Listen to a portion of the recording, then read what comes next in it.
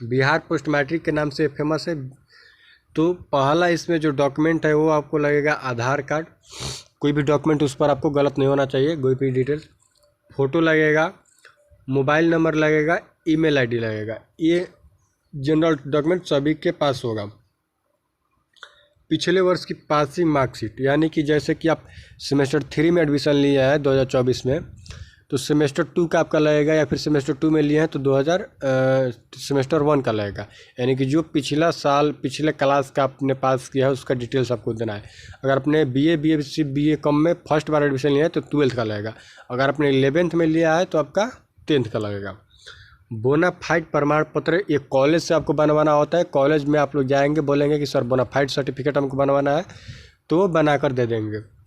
Fees रसीद ये भी आपको मिला होगा अपने कॉलेज से, जो लिए होंगे, जहाँ भी एडमिशन आप लिए होंगे तो वहाँ पर फीस आपको स्टेटमेंट मिलेगा। और फिर नहीं मिला होगा किसी प्राइवेट कॉलेज में तो आप बोलेंगे तो वो बना कर दे देंगे।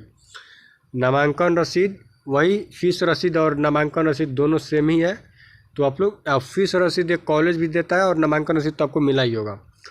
नवीनतम जाति प्रमाण पत्र, आपको एक अपना कास्ट सर्टिफिकेट बनवा लेना है, या फिर आपके पास होगा तो सही है।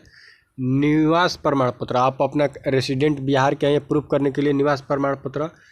आय प्रमाण पत्र, आय प्रमाण पत्र यानी कि इनकम सर्टिफिकेट भी आपको बनवाना पड़ेगा। और बैंक खाता, ये इम्पोर्टेंट है। और आधार से सीडेड होना चाहिए, तभी पैसा आपके अकाउंट में जाएगा। डायरेक्ट अकाउंट में जाता है, तो आपका आधार से अगर सीडेड नहीं रहेगा तो ये नहीं जा पाएगा।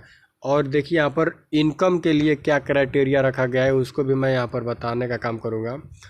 देखिए इनकम के लिए रखा गया है कि बिहार पोस्ट मैट्रिक स्कॉलरशिप 24-25 के लिए फॉर्म भरने के लिए उनका आय प्रमाण पत्र 1 अप्रैल 2024 से 31 मार्च 2025 के बीच होना चाहिए। यानी कि 1/4/2024 से 31/3/2025 के बीच में अगर आपका आय प्रमाण पत्र बना हुआ है तभी आप इस स्कॉलरशिप में अप्लाई कर सकते हैं। बिकॉज क्या है कि ये सेशन 24-25 का है, लेट कर दिया गया है। इस पर भी आई होप कि संस्था जो है वो निर्णय लेगी कि इसका डेट बढ़ा दिया जाए। अभी भी जो बनाए उनको भी अप्लाई करने का मौका दिया जाए, क्योंकि इसमें स्टूडेंट का कोई गलती नहीं है। इन्फॉर्मेशन नहीं मिलता है स्टूडेंट को, उसको पता नहीं है। लेट तो संस्था की है, तो इन्फॉर्मेशन मतलब स्टूडेंट के इसमें गलती नहीं है। आपको इन्फॉर्म कर देना चाहिए पहले ही कि हम लोग इतना डेट में अप्लाई करेंगे, ये डेट का आपका चाहिए।